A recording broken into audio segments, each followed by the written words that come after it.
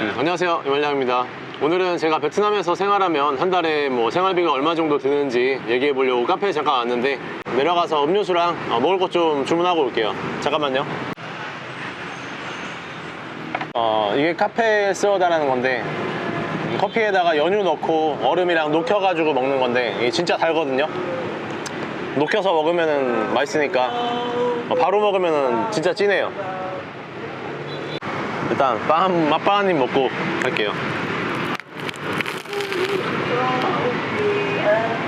나쁘진 않은데 빵이 뭐 거의 과자네요, 과자. 왜 이렇게 바삭바삭해? 요즘에는 뭐 그렇게 생각하시는 분들이 많지는 않은 것 같은데, 아직까지도 있긴 있더라고요. 뭐 100만 원 정도면은 베트남에서 뭐 떵떵거리면서 살 수 있는 거 아니냐, 한 달에. 전혀 뭐 말도 안 되는 얘기라 가지고 제가 생각하기로는 다시 한번 얘기를 해드릴까 하는데, 제가 핸드폰에 그 가계부 같은 걸 쓰거든요. 지금 쓴 지 한 1년 6개월? 제가 2018년 거는 여기 1월부터 다 나와 있으니까 이걸 한번 보여드릴게요. 일단 제가 작년 1년 동안, 2018년 동안 한 2,400만 원 정도를 썼어요, 베트남에서. 아무튼 1년 평균을 보면은 200만 원 정도. 이게 1년치인데 1년치를 뭐 다 월별로 들어가가지고 낱개로 다 보면 너무 오래 걸리니까 제가 일단 말로 설명해 드릴게요, 대충. 보시면 제가 적어온 게 있는데, 이거 좀 보면서 설명을 해볼게요. 뭐 고정적으로 나가는 비용들이 있잖아요. 뭐 의식주 같은 거 해결하는 거, 뭐 그런 비용을 베트남 기준으로 설명을 해볼게요. 우선 제가 말씀드리는 그 생활 수준은 70%쯤 한국에서 생활하는 것과 비슷한 생활을 여기 영위하고 있다고 보시면 될 것 같고, 중요하고 가장 많이 나가는 게 집값이잖아요. 근데 여기 살면서 뭐 집을 실제로 구매하시는 분들은 뭐 많지 않기 때문에 비율상 렌트 기준으로 설명을 해볼게요. 일단 렌트는 원룸을 렌트해서 사시거나 아파트를 렌트해서 사시거나 보통 두 종류가 있는데, 일단 제가 사는 걸 기준으로 말씀드리면, 전 아파트를 구해서 살고 있거든요, 월세로. 저는 투룸에 살고 있는데 월세가 40만 원이에요. 그리고 관리비 5만 원. 그 관리비에 뭐 수도랑 뭐 주차비 이런 거 포함되어 있는 거고, 그리고 전기 5만 원. 전기는 제가 조금 많이 쓰는 편이긴 한데, 혼자 사는 거 치고는 저는 더운 거를 정말 싫어하기 때문에 집에 있는 시간은 100% 그냥 에어컨 풀 가동이에요. 그래서 한 5만 원 정도 나오는 거고, 만약에 혼자 사신다고 가정하면 뭐 켰다 껐다 하시면은 한 3만 원 정도면은 될 것 같아요, 혼자 사신다는 가정하에. 아무튼 저는 5만 원, 집 40만 원, 그리고 관리비, 전기, 수도 뭐 이런 거 다 해가지고 10만 원 해서, 집 관련해서 들어가는 거는 50만 원이고요. 또 인터넷은 일단 전 한 달에 2만 원짜리 쓰고 있는데, VNPT라고 한국으로 치면 뭐 KT 같은 회사 거를 쓰고 있어요. 근데 아무튼 비용은 한 달에 한 만 원 정도부터 뭐 8만 원, 10만 원 뭐 이렇게 되게 폭이 넓은데, 한국에서는 뭐 초당 100메가 뭐 다운로드 속도 이런 거 기준으로 말하면은 여기 한 30메가짜리 제가 쓰고 있는 건데 한 달에 한 2만 원 정도 나오고 있어요. 근데 이 2만 원짜리만 써도 뭐 전혀 불편함 없이 쓰고 있거든요. 뭐 업로드 한다거나 유튜브 보고 이런 거 전혀 무리 없이 쓰고 있는 수준이고요. 그리고 핸드폰, 전 사업이나 뭐 장사를 안 하기 때문에 전화를 쓸 일이 없어요, 여기서. 그래서 데이터 요금제만 쓰는데 한 달에 한 만 원짜리 요금제를 쓰고 있어요. 비에텔이라고, 또 한국으로 치면 뭐 SKT 같은 뭐 제일 큰 회사 중에 하나를 쓰고 있는데, 데이터 한 달에 6기가짜리 쓰고 있어가지고 뭐 더 쓰면은 조금 추가해서 쓰고, 아니면 뭐 전화만 추가해서 조금 더 쓴다고 해가지고 한 만 원 정도를 내고 있는데, 뭐 전화는 좀 싼 것 같아요. 근데 일하시는 분들은 뭐 전화도 쓰고 하셔야 되니까, 아무튼 그래도 한 달에 5만 원이 안 넘을 거예요. 전화를 아무리 많이 쓰고 뭐 데이터를 쓴다고 하셔도 한 달에 5만 원 아래로 쓸 수 있는 거고, 저의 경우는 아무튼 데이터만 쓰는데 한 달에 만 원 안 넘는 선에서 쓰고 있다는 거. 그리고 전 오토바이를 타고 다니는데 주유를 한 달에 한 4번 정도 해요. 한 번에 한 5천 원 정도씩 해가지고 한 2만 원 정도 나오고, 그 다음에 교통비, 저는 거의 80%는 제 오토바이를 타고 다니긴 하는데, 뭐 그래도 가끔 뭐 술 먹는다거나 이러면은 뭐 운전을 못 할 수도 있으니까 택시도 타야 되고 그랩도 타야 되고 하면은 기타 교통비로 드는 게 한 5만 원 정도. 이건 제 경우예요. 베트남 택시가 소득에 비해서, 그 현지 물가에 비해서 택시가 진짜 비싸거든요. 한 30분 타면 한 만 원 나온다고 보시면 돼요, 택시비가.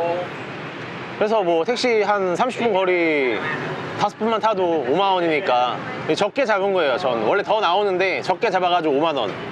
요거까지만 말씀드리면 집값에 포함되는 거 50만 원, 그리고 이 교통비에 포함되는 거 5만 원 해가지고 여기까지만 60만 원이거든요.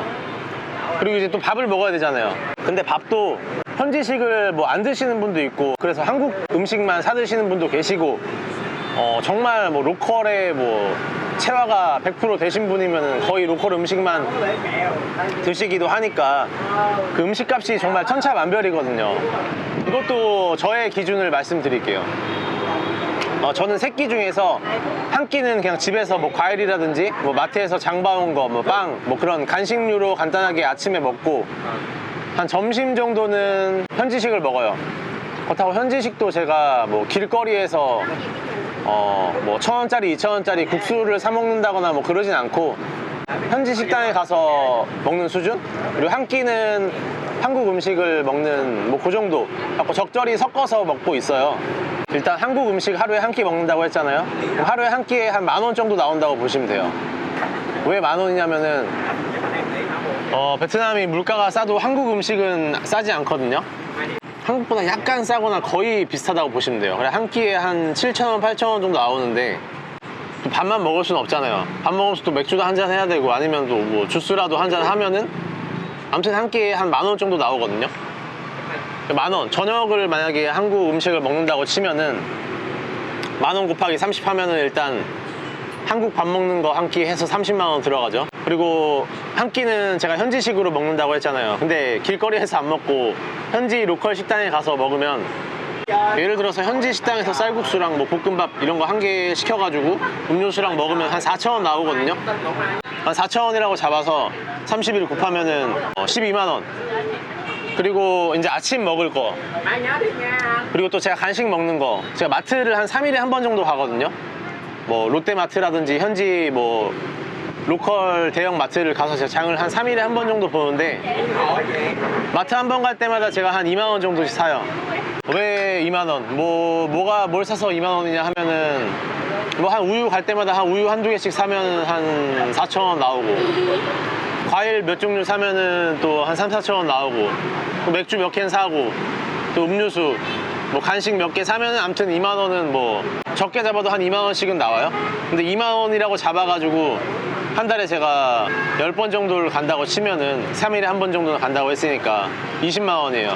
밥값이 현지식 12만 원, 마트 장 보는 거 20만 원, 그리고 한국 밥 먹는 거 30만 원 해가지고 밥값만 해서 60만 원이 들어가요. 그냥 뭐 친구 만나고 이런 거는 뭐 물론 더 들어가지만 저 혼자 살 때 이 정도 금액이 든다는 거예요.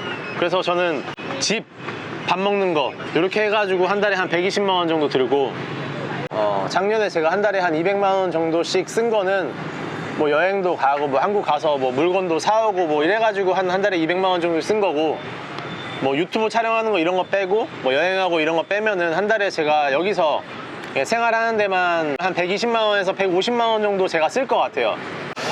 물론 뭐 거의 뭐 나는 현지인이다, 로컬에 완전히 체화를 했다 하시면은 제가 볼 때는 한 50만 원에도 가능할 것 같아요.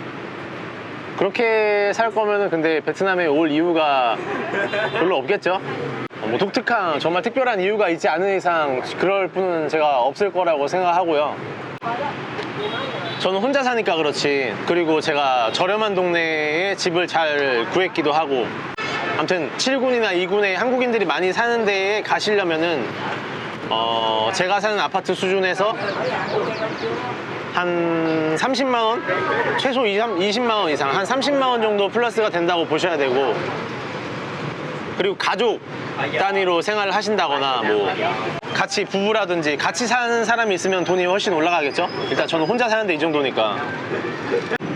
저처럼 아예 노는 분은 많지 않잖아요. 베트남에 주재원으로 오시는 분들도 많고 하니까 회사에서 만약에 나와가지고 살고 계신 거면은 보통 집값은 지원이 되고, 저처럼 이 젊은 사람들한테는 회사에서 기숙사를 제공한다거나 아니면 집을 그냥 구해준다거나, 저보다 이 윗급은 보통 다 집을 구해주거든요. 기숙사 생활 거의 안 하고 집을 다, 아파트를 다 구해줘요. 뭐 한 1,000불 언저리, 1,000불 이상짜리 집을 다 구해주니까 뭐 집값은 부담은 아마 회사를 다니신다면 줄어들 거고, 그리고 회사에서 점심 식대 제공을 하거나 점심을 제공하거나 식대를 제공하니까 뭐 식사값도 좀 더 적게 들 거고, 생활비가 아무튼 조금은 줄어들겠죠, 회사 생활을 하신다면. 또 빠진 게 뭐가 있으려나. 그리고 가족이 나왔다 하면은, 전 투룸에 산다고 했잖아요. 근데 뭐 가족이 4인이 나왔다 이러면은 뭐 투룸에 살 수 없잖아요. 보통 4인 가족 기준으로 100에서 150만 원 정도 사이의 아파트를 사시는 분들이 많은 것 같아요, 제가 가족 기준으로. 그리고 이 집값이 아무튼 저보다 한 거의 80에서 100만 원 정도가 올라가는 거죠, 4인 가족 기준으로. 그리고 자녀를 일단 학교를 보내야 되면 3가지 방법이 있는데, 완전 로컬 학교, 그냥 베트남 학교에 보내는 거, 그리고 두 번째는 한국 정부에서 운영하는 그 한국인 학교에 보내는 거, 세 번째는 국제 학교에 보내는 건데, 뭐 1번은 거의 없을 거라고 제가 생각을 합니다. 있긴 있던데 진짜 극소수예요. 자녀를 베트남 학교에 생으로 보내시는 분들은 정말 극소수로 알고 있고, 이거는 그냥 제외하겠습니다. 돈 거의 안 들겠죠. 그리고 이제 한국인 학교에 보내는 건데, 이거는 돈이 별로 안 들겠지만 지금 대기가 많이 밀려 있어가지고 보내기 쉽지 않다고 해요. 그리고 3번은 국제학교를 보내려면은 한 명 기준에 1년에 학비가 한 2,500만 원 정도 든다고 하더라고요. 2,500만 원, 3,000만 원 사이. 그러니까 굉장히 비싸죠. 한 달에 최소한 200만 원 정도 들어간다고 보시면 될 것 같아요, 자녀 학비, 학교 학비에만. 네, 찍고 있는데 이 꼬맹이가 신기했는지 와가지고 인사를 막 하고 싶대요. 헬로, 신짜오. 안녕하세요. 그리고 차량을 얘기 안 해드렸는데, 차량은 만약에 베트남에 와서 차량을 구매하시게 되면 한국보다 최소 30% 이상 비싸거든요. 세금을 많이 매겨가지고 베트남 차가 굉장히 비싸기 때문에 차를 구입하시는 분들은 많지는 않은 것 같아요. 뭐 하시는 분들도 물론 있지만 많지는 않으니까 일단 구매하는 건 제외하고, 그럼 렌트인데, 차 렌트하는 게 또 베트남에서 운전하기가 또 쉽지가 않아요, 한국인들이. 너무 그 교통 질서도 약간 엉망이기도 하고, 신호 체계도 별로고, 뭐 도로도 잘 정비가 안 돼 있고, 주차하는데도 불편하고 해가지고 차를 생각보다 많이 안 타시는 것 같긴 하더라고요. 차를 타시는 분들은 회사에서 그 뭐 법인장이나 뭐 아무튼 직급 있는 사람들은 회사에서 차를 아예 그냥 기사 딸린 차를 렌트해줘가지고 이용하는 게 보통이라서, 그런 경우에는 회사에서 차량 지원이 되니까 뭐 금액은 신경 안 써도 되는데, 만약에 기사 딸린 차를 렌트한다 하면은 한 달에 1,000불 이상 드는 걸로 알고 있고요. 그거 아니면은 그냥 자가 운전을 해야 되는데, 제가 들었던 케이스 중에서 직접 그냥 차만 렌트해가지고 운전하면서 한 달 내내 쓰시는 분은 제가 못 봤거든요. 뭐 있을 수도 있겠지만 전 못 봤어요. 아무튼 뭐 저처럼 놀면서 아니면 그냥 일반 회사원인데 차를 렌트하시는 분들은 거의 없겠죠. 전 베트남에 오래 있을 예정이어가지고 오토바이를 2년 반 전에 샀는데, 뭐 등록하는 비용까지 다 합쳐가지고 한 350만 원 정도 주고 샀는데, 저처럼 이렇게 아예 사서 타고 다니시거나 오토바이를 렌트를 하시려면은 오토바이는 한 달에 한 10만 원에서 20만 원 요 정도에서 렌트가 가능한 것 같고요. 아니면 택시만 타고 다니면, 택시만 타고 다니면은 돈 진짜 많이 나와요. 제가 처음에 왔을 때는 오토바이가 없어가지고 그랩 같은 거 타기도 무서워가지고 택시만 타고 다녔었는데, 조금 외곽에 살았어가지고 30분 갔다 30분 오는데, 가는데 10,000원 오는데 10,000원 해가지고 뭐 왔다 갔다 하면 왕복 2만 원 나오기 때문에 한 달에 뭐 30만 원도 넘게 썼었어요, 택시비만 해가지고. 그래서 교통비가 너무 많이 들어가지고 저는 오토바이를 아예 사버린 거고, 한 달 내내 택시만 타고 다니는 분들도 뭐 있긴 있겠지만 뭐 흔치는 않을 거예요. 뭐 우버는 없으니까 이제 그랩 같은 거랑 뭐 섞어서 쓰고 하시니까, 택시랑 그랩 뭐 이런 것만 섞어서 쓰시는 분들도 한 달에는 적어도 20만 원은 나오지 않을까 싶어요. 뭐 매일 어디 나가야 되긴 하니까. 뭐 그랩 오토바이만 타고 다니신다고 하면은 뭐 한 달에 10만 원 정도에서도 뭐 가능할 수도 있을 것 같긴 한데, 아무튼 교통비도 생각보다 무시 못할 수준으로 한 달에 최소 10만 원은 뭐 든다고 보시면 될 것 같아요. 한 달에 저처럼 200만 원씩 혼자 써도 황제는커녕 황제의 사돈의 8촌의 수준도 안 된다. 제가 그렇다고 뭐 굶고 막 이런 건 아니지만 황제 같은 삶은 완전히 거리가 있는 삶이다.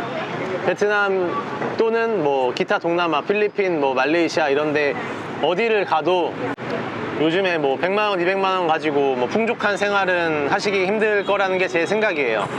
이때까지 모아놓은 돈 열심히 까먹으면서 지금 생활하고 있는데, 백수가 자취생이 이렇게 베트남에서 살면은 생활비가 얼마 정도 든다는 거를 한번 말씀드려보고 싶었어요.